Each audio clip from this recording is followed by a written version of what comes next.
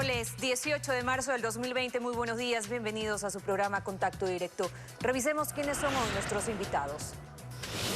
Iván Montaneda, ministro de Producción y Comercio Exterior, golpe a las exportaciones no petroleras y el comercio interno del país por la crisis del coronavirus. ¿Qué medidas se tomarán? El pedido que hace la Corporación Financiera Nacional lo revisaremos. También estará con nosotros Gina Watson. Ella es representante de la Organización Panamericana de la Salud y de la Organización Mundial de la Salud en Ecuador. Las medidas de restricción impuestas por el gobierno, la propagación del virus, el sistema de salud pública. Ya entramos a la fase 3 de contagio, lo examinaremos también. Andrés Michelena también nos acompaña, él es ministro de Telecomunicaciones. Hablaremos de los servicios en línea a través de plataformas digitales para acceder a alimentos, salud y educación. Y el servicio 171 para consultas sobre la pandemia del coronavirus. Lo vamos a revisar.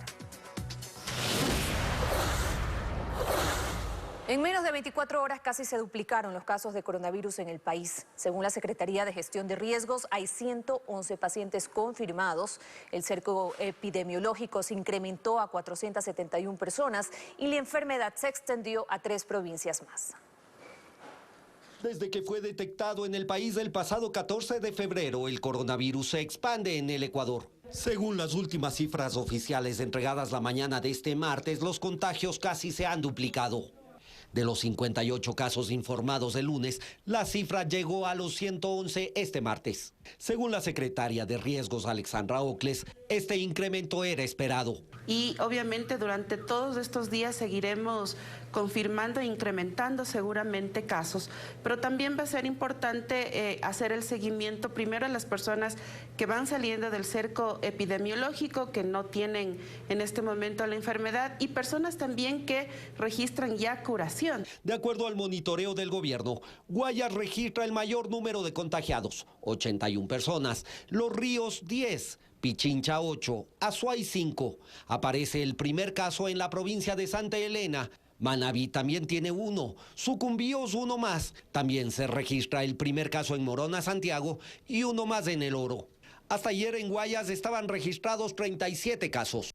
Pero hoy la cifra subió a 81. Según la ministra de Salud, Catalina Andramuño, los casos registrados en esa provincia ya no solo tienen relación con pacientes que los importaron. En la semana 10 empezaron a presentar casos que no estaban ligados con personas que venían de países donde se habían presentado los casos, por lo que podíamos concluir que existe una transmisión comunitaria. Además, 471 personas siguen bajo vigilancia en el cerco epidemiológico y 51 más ya salieron de él sin presentar síntomas. La actualidad, los protagonistas, el análisis y la información en Contacto Directo. Lenin, ¿qué tal? Buenos días. Buenos días, Denise. Buenos días a todos quienes nos acompañan a esta hora. La emergencia sanitaria y el estado de excepción constituyen nuevos golpes a una economía que ya venía debilitada y que en las últimas semanas había recibido duros golpes externos por el descenso del precio del petróleo, que hoy abrió en $25 por un riesgo país de 3.476 puntos y por el cierre de muchos mercados a donde se dirigen los productos ecuatorianos. ¿Cuáles son las medidas que se están tomando para aliviar las 7 plagas que nos han caído encima? Se lo preguntamos al ministro de la Producción, Comercio Exterior, Inversión y Pesca, Iván Montaneda. Buenos días, bienvenido a Contacto Directo. Buenos días, Lenin, un saludo para usted y un saludo para todo el país.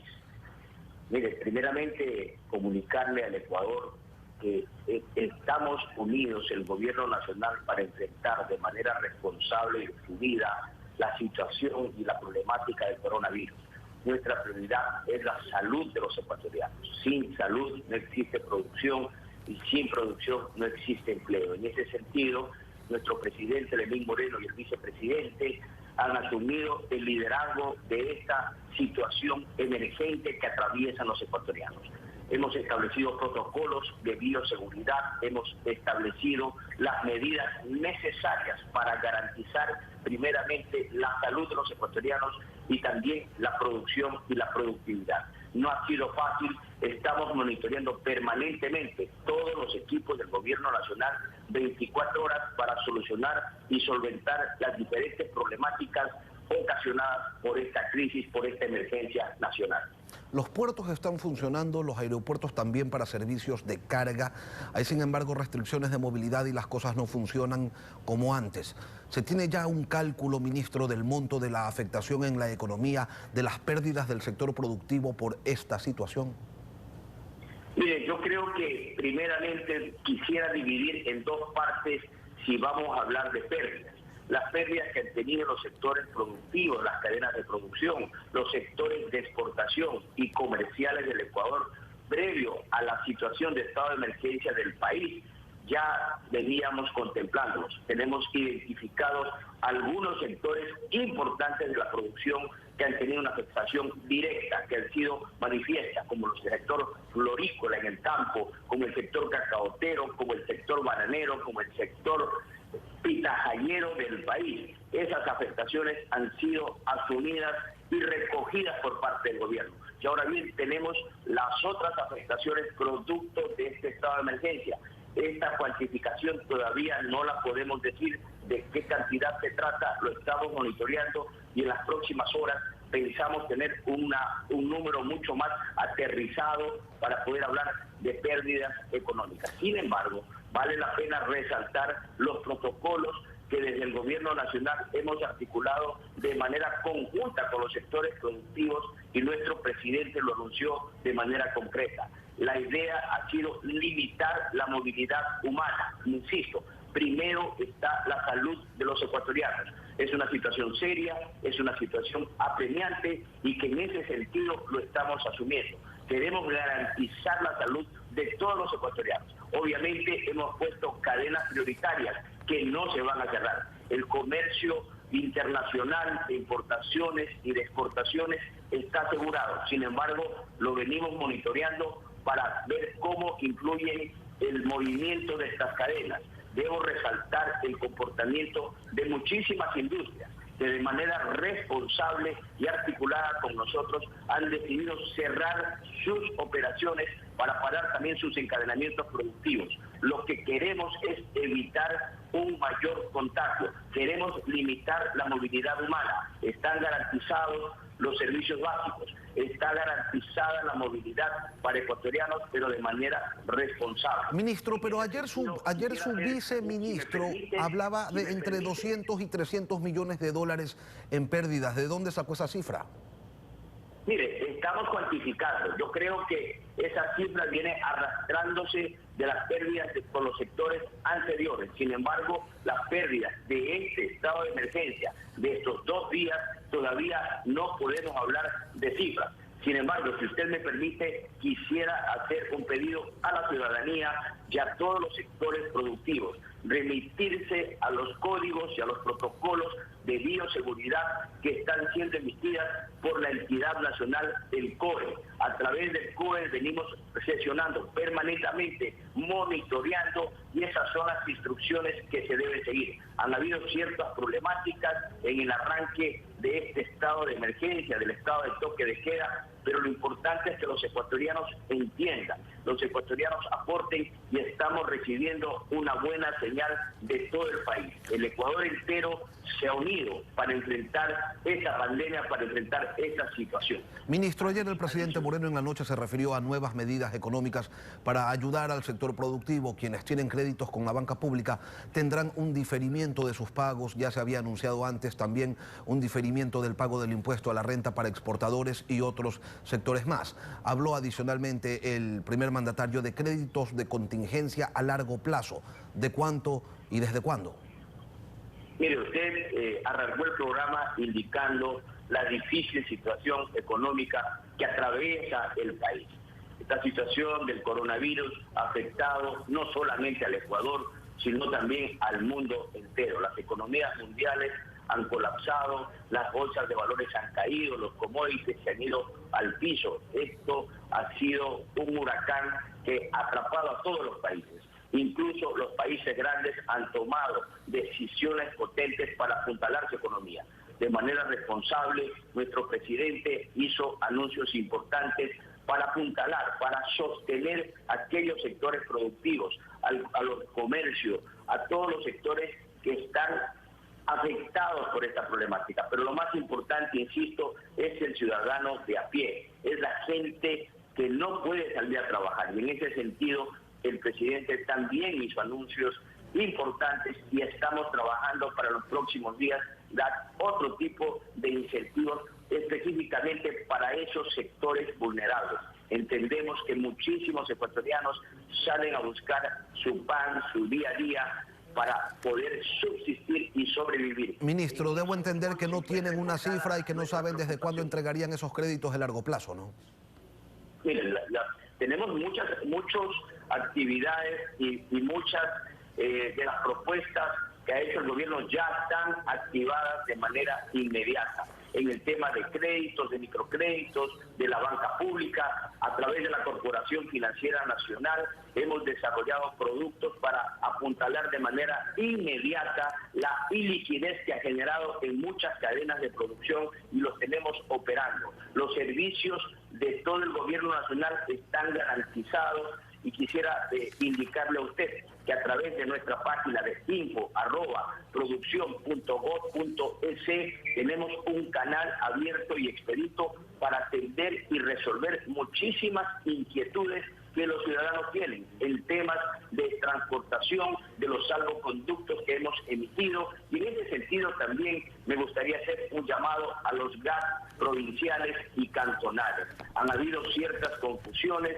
por pronunciamientos que se contraponen de alguna forma con lo que el COE nacional ha emitido, afilado y coordinado con los decretos del señor presidente de la República.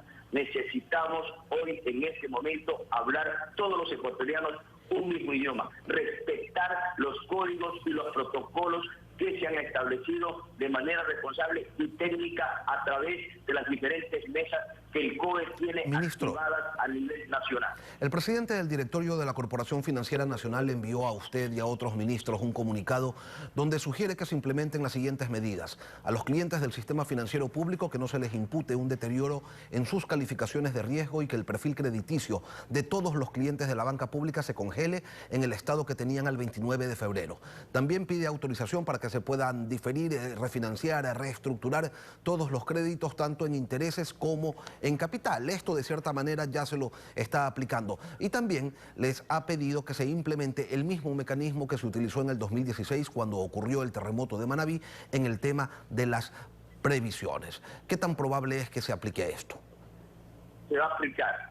Lenin, tenga la plena seguridad que estamos trabajando no solamente en estas medidas que usted está anunciando. Los ecuatorianos, los sectores productivos, los comerciantes y el ecuatoriano común necesitan en este momento el apoyo del gobierno nacional. Y quiero resaltar que no solamente nosotros estamos trabajando, la banca privada también ayer hizo un importante anuncio en ese mismo sentido. También estamos trabajando en otras medidas que van a paliar de alguna forma la difícil situación que están atravesando los hogares y los comercios del país. Las grandes empresas también están arrimando el hombro, está garantizado la apertura de supermercados, de tiendas, de farmacias. En ese sentido hemos articulado de manera adecuada para garantizar los servicios públicos, garantizar que el país está abastecido. Eso es importante también que se sepa. La cadena de comercialización está protegida, los productos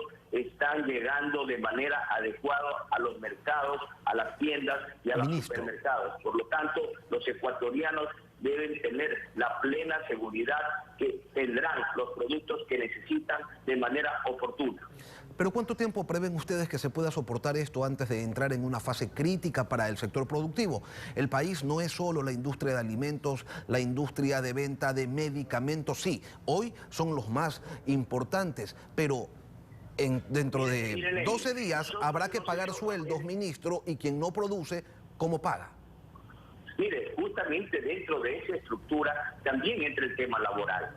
De parte del gobierno nacional hemos abierto opciones para que conjuntamente y de manera articulada empleadores y empleados puedan llegar a consensos adecuados. La idea ha sido evitar despidos de personas, sino ser facilitadores para que la gente pueda hacer su trabajo desde sus casas, para que la gente pueda tener otras opciones. Ventajosamente la tecnología lo permite.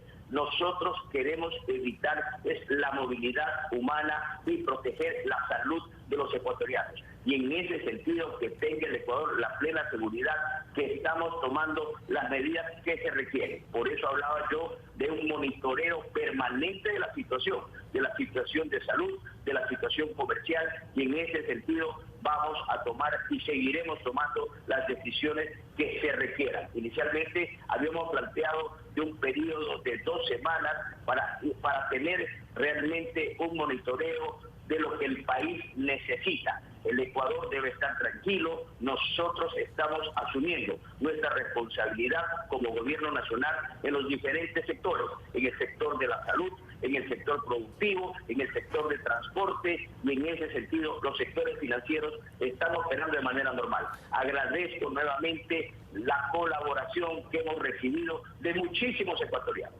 Estamos arrimando el hombro para sacar de esta difícil situación adelante. Salimos trabajando juntos, apoyándonos juntos y lo más importante, respetando los protocolos que desde el gobierno nacional estamos implementando. Es por el bienestar de todos los ecuatorianos. Iván Montaneda, ministro de la Producción, Comercio Exterior, gracias por venir a Contacto Directo. Muchas gracias a usted, Lenny, y un saludo. A las órdenes siempre. Gracias. Al volver estará con nosotros Gina Watson, representante de la Organización Mundial de la Salud en Ecuador. Hablaremos de la fase 3 de contagio, las restricciones impuestas por el gobierno, el sistema de salud público, entre otros aspectos. Ya volvemos.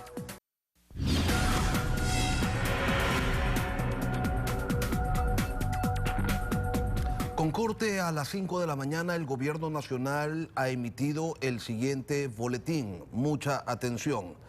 El número de casos positivos confirmados de coronavirus en el país asciende a 155 casos.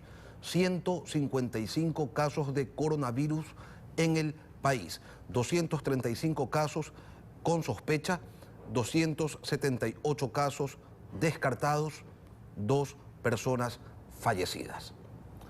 En su alocución del pasado lunes, el presidente de la República, Lenín Moreno, afirmó que se declaraba el estado de excepción porque los expertos le dijeron que si no se tomaban medidas radicales, el Ecuador podría llegar a tener 800.000 contagiados. ¿Quiénes fueron esos expertos? ¿Fue la Organización Mundial de la Salud? Se lo preguntamos a la doctora Gina Watson, representante de las organizaciones Panamericana y Mundial de la Salud en Ecuador. Doctora Watson, muy buenos días. Buen día. ¿De dónde salió esa cifra que expuso el presidente, 800.000 contagiados? En base a los 17 millones de ecuatorianos en el territorio nacional y de conformidad a los indicadores internacionales de tasa de ataque que oscila entre el 0.03% y el 10% de la información que se tiene incluso de China, se hizo un cálculo en función de lo que son los 11 años de la base de datos de vigilancia en relación con la influenza, que nos puso en una casi mediana de 0.5%. Tomando en cuenta la población total del país, esto indica que la población susceptible, probable de tener exposición al virus es aproximadamente unos 850.000 personas. A esa tasa se le aplicó el 80% que se espera de casos leves a moderados, el 15% que se espera del comportamiento del virus, de la evidencia internacional, de casos graves, y el 5% que se espera de casos críticos, y de esto un 2% que estaría en riesgo de fallecer. Esto es un escenario donde no se haga las medidas necesarias de interrupción de transmisión del virus. Afortunadamente, el escenario de Ecuador ha cambiado muchísimo en las probabilidades de exposición en base a las medidas que ha tomado el gobierno de aislamiento social. Y es lo que está recomendando tanto la OPS y la OMS como la forma más efectiva y la forma más evidente de bajar el riesgo de transmisión en la población. Ahora, el vicepresidente Otto Sonnenholzner dijo ayer que si no se tomaban medidas radicales, en 2 semanas no habría camas para atender a los contagiados. En función de aquello le pregunto, doctora, ¿se demoró el gobierno en tomar las decisiones que desde el lunes se anunciaron? Pienso que el gobierno ha tomado las decisiones de acuerdo a la evidencia que ha surgido del propio comportamiento del virus en Ecuador. Ecuador ha tenido una ventana pequeña en su tránsito del primer escenario, que es el virus importado, al segundo escenario, que es la conformación de los conglomerados en los territorios. En base a toda la evidencia que se tiene y obviamente las consideraciones de índole social y económicas, etcétera, el país tomó la decisión desde el punto de vista de su definición soberana para ello. Si ustedes se fijan, la OMS tomó un tiempo antes de declarar la pandemia, porque precisamente se toma en consideración cuáles son los impactos del punto de vista comercial, social, económica y sanitaria que esto tiene a nivel mundial. Pero nosotros consideramos que los países han tomado, de acuerdo a sus características, las decisiones que corresponden para salvaguardar la población y reducir el riesgo alrededor de la utilización de los servicios de salud. Doctora Watson, en condiciones normales el sistema sanitario ecuatoriano ha tenido problemas en ocasiones bastante serios con sus provisiones de medicamentos e insumos médicos. En medio de una crisis mundial, con una pandemia como la del coronavirus, donde la mayoría de los países del planeta están contagiados y aquellas naciones de donde se solían importar los implementos necesarios ahora solamente producen para su consumo interno, ¿qué es lo que va a pasar con el Ecuador?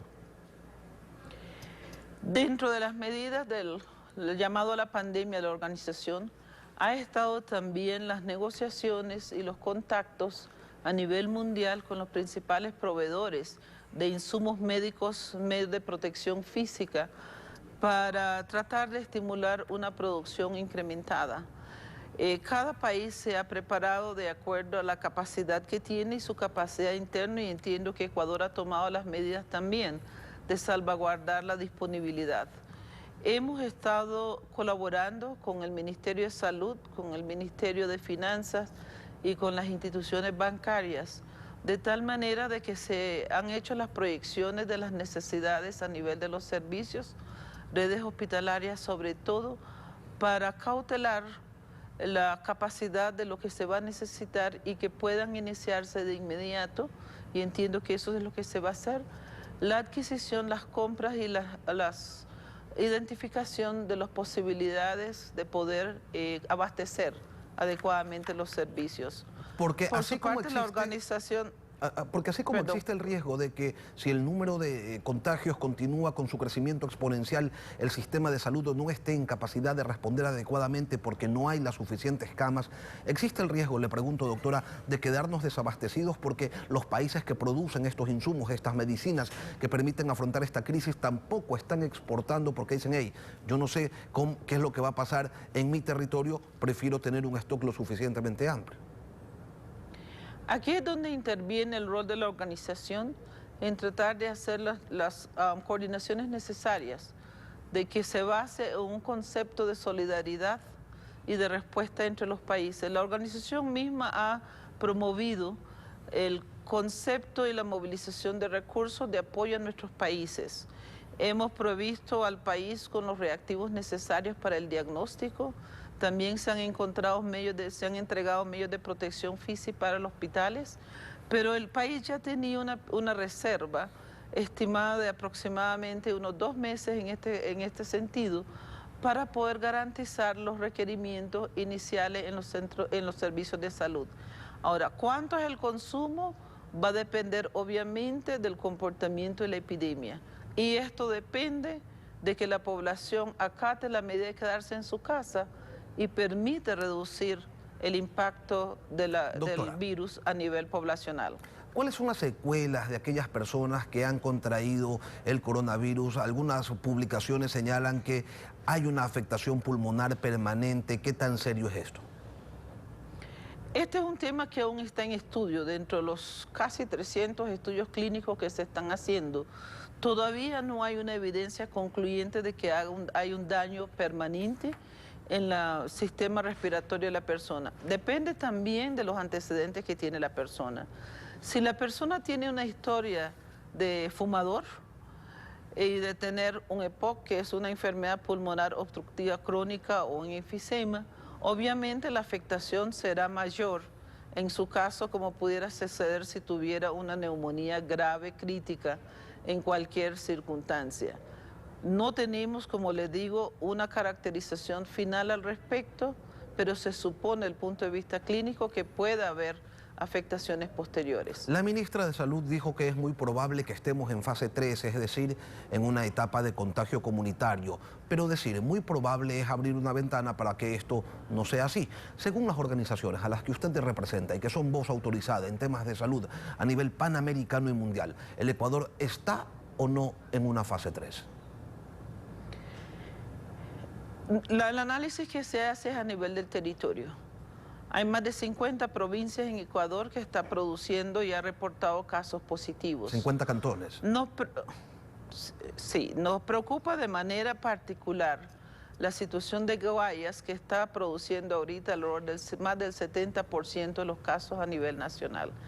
En el caso de Guayas, Guayaquil, sí hemos encontrado transmisión a nivel comunitario, que son los casos que no podemos relacionar ni en el nivel primario ni secundario de transmisión, pero sí a nivel terciario, que no están directamente ligados a un caso importado o la relación con un caso importado. Esto es lo que llamamos transmisión comunitaria. El tema ahorita es cómo se logra interrumpir esta tendencia en función de la respuesta de la población. En el resto del país no tenemos aún esa situación. ¿No es necesario ya, usted habla de que en Guayaquil hay un contagio comunitario, es necesario entonces, le pregunto, una cuarentena total y no parcial como la que se ha propuesto hasta ahora? Bueno, esto es una decisión que tendrían que tomar tanto las autoridades locales, territoriales y el gobierno nacional, pero ciertamente... ¿Pero qué dice la Organización Mundial de la Salud? El confinamiento y el aislamiento en estos momentos tiene un efecto, un impacto en el riesgo de transmisión a nivel comunitario. Las personas mayores de 65 años son las más vulnerables, lo han señalado OMS, OPS. Sin embargo, hay médicos que tienen más de 65 años. ¿Cuál es la sugerencia, la recomendación? ¿Que ellos continúen atendiendo a personas probablemente infectadas o que también se retiren a sus domicilios? Bueno, los médicos hacemos un voto y un compromiso de atender en la mejor manera posible, siempre en función de nuestra capacidad. Esta es una decisión también de orden personal individual en función del riesgo. Nuestra recomendación es que toda persona arriba de 60 años a 70 años, que es el de mayor vulnerabilidad, y que tenga condiciones subyacentes, tome las medidas necesarias de aislarse, pensando también en su familia y su comunidad. Sin embargo, siempre consideramos el bienestar del paciente sobre el de uno propio, y se piensa también y se valora la contribución que hacen los servicios de salud. Y esta es una decisión, como le digo, con pleno conocimiento e información sobre el riesgo y la necesidad de tomar una posición personal y comunitaria y colectiva y social. Todos los días hay noticias sobre el desarrollo o investigación de vacunas para el coronavirus y no deja de llamar la atención porque generalmente el desarrollar una medicina es algo que toma su tiempo. Sí, la ciencia está muy avanzada, pero esta es una enfermedad nueva. Y entonces yo quería preguntarle, doctora, ¿cuánto tiempo se prevé que pase para contar con una vacuna o con una medicina que pueda hacerle frente al coronavirus? Y se lo pregunto porque hay algunas personas que dicen, hey, no, mira, China ya está empezando algunas pruebas, relajémonos, que esto ya mismo se acaba. Precisamente ese es el mayor riesgo en este momento, que la población pueda tomar la actitud que porque hay el anuncio de 2 inicios de pruebas preclínicas en el uso de la vacuna, es que en un horizonte corto vamos a tener vacunas, no hay que preocuparse. La realidad es que la temporada preclínica de inicio de una vacuna requiere muchos meses más de estudio y de ensayos que no esperamos, tal y como ha dicho la propia China, que haya una vacuna viable hasta dentro de 1 año. Porque la vacuna debe tener estabilidad, efectividad, inocuidad, es decir, que no cause daño, sino que cumple con la razón por la cual se ha desarrollado. En condiciones tradicionales, el desarrollo de una vacuna toma años. En estas circunstancias, igual que en el caso de ébola, se ha tratado de acortar el tiempo mediante el compartir la información de los institutos de investigación que permitiría acelerar el momento preclínico en que ha anunciado ahorita China el CDC. Pero eso no nos indica de que va a haber una vacuna en el horizonte antes del fin de este año. Por tanto, la población no debe desconfiarse o tener sus esperanzas en ese sentido, porque la exposición al virus es ahorita, no dentro de meses, y las medidas tienen que acatarse en estos momentos. Queremos agradecerle a la doctora Gina Watson, representante de las organizaciones Panamericana y Mundial de la Salud en el Ecuador, por venir a Contacto Directo. Son las 7:34 de la mañana. Vamos a una pausa. Al volver estará con nosotros Andrés Michelena, él es ministro de Telecomunicaciones. Hablaremos de los servicios digitales para acceder a educación, alimentos y salud. La plataforma 171 está funcionando. Manténgase en nuestra sintonía. Ya volvemos.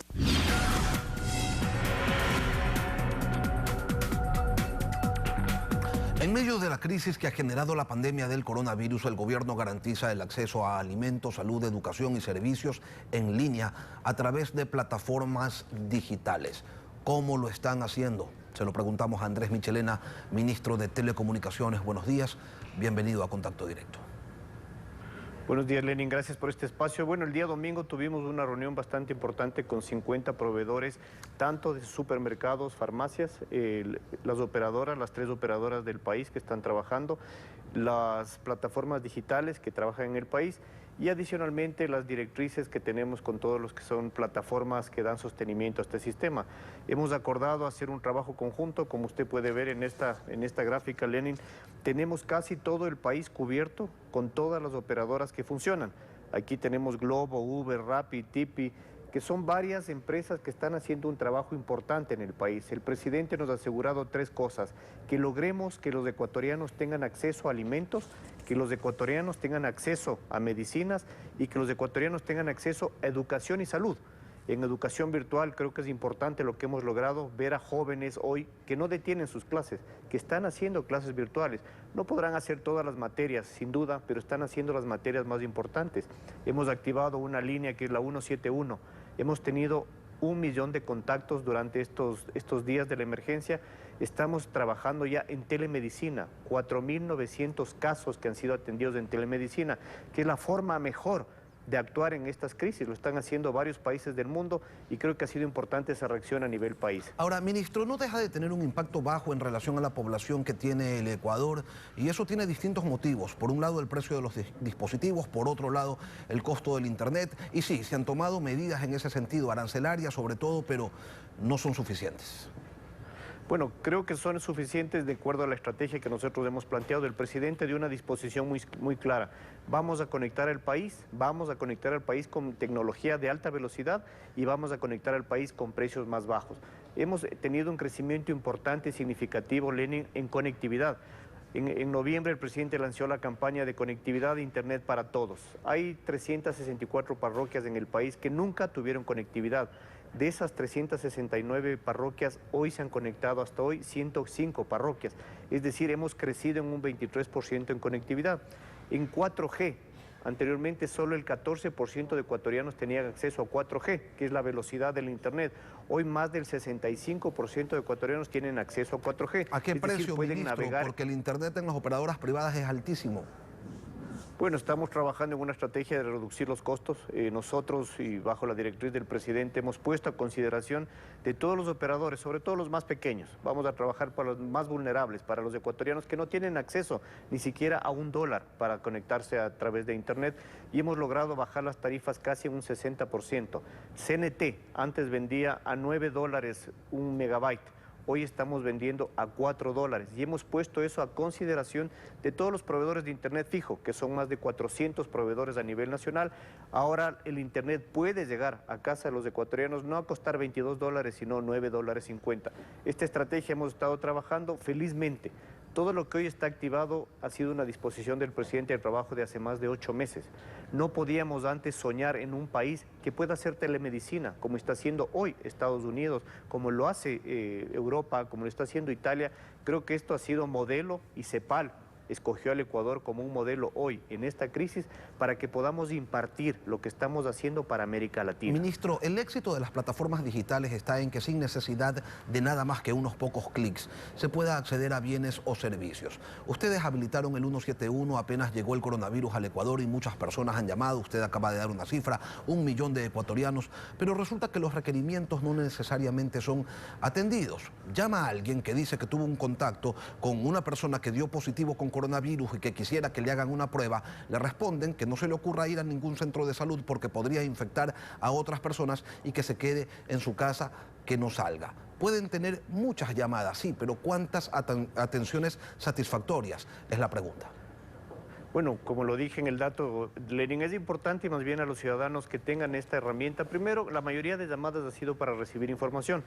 De esas casi 300.000 llamadas que hemos tenido en este lapso de tiempo, 160.000 son destinadas exclusivamente al coronavirus. Y de esas, 10.000 llamadas han sido tratadas ya por médicos. Hemos tenido un triaje médico. Usted este triaje médico le hacen el mismo en el centro de salud o en la llamada que hace al call center 171. Es el mismo sistema y es el mismo protocolo de salud. Entendemos la preocupación de los ecuatorianos. Entendemos la necesidad de tal vez ir a un médico y hacerse el examen. No es posible por ahora hacer una masificación de los exámenes. El presidente ha dispuesto 2 cosas más claras e importantes, Lenin. Tenemos de estas llamadas, 5.000 ecuatorianos tienen ya un proceso de telemedicina. Es decir, a través de una videoconferencia o el teléfono están teniendo ya tratamientos médicos de telemedicina. Y 900 casos de todas estas llamadas han sido derivados de atención especializada con los médicos del Ministerio de Salud Pública. En las próximas semanas el presidente ha dispuesto que hagamos 2 temas adicionales. Lanzar una aplicación, una APP, que estará en los teléfonos de todos los ecuatorianos, donde puedo masificar más aún este contacto. Tendrán todos los días, 2 veces al día, un contacto para saber su estado de salud. ¿Para qué nos sirve esto, Lenin? Para georreferenciar a todos los ecuatorianos. Vamos a tener el contacto de todos los ecuatorianos, saber el lugar en que están e inmediatamente, si tenemos un caso emergente de atención, la próxima semana poder tener ya un examen. El presidente ha dispuesto que se masifique los exámenes que podamos hacer los ecuatorianos. Ministro, esto viene en una segunda etapa.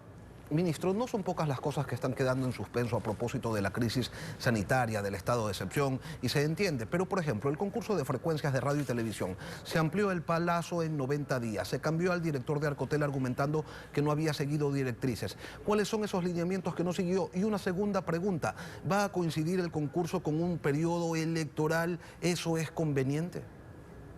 No necesariamente, Lenin, nosotros hemos sido muy claros en esto. No podemos perjudicar a la mayor cantidad de ecuatorianos que están haciendo bien su trabajo. No podemos perjudicar por los que no han hecho bien su trabajo, por los medios de comunicación que no han logrado comprobar y que tienen problemas porque no tienen masificación de no ha sido comprobado o tienen ciertas características que impiden que tengan un título habilitante legal. Por este grupo que todavía no ha sido identificado, no podemos perjudicar, Lenin, a todos los medios de comunicación que sí cumplen. La disposición fue muy clara. Vamos a avanzar en fases.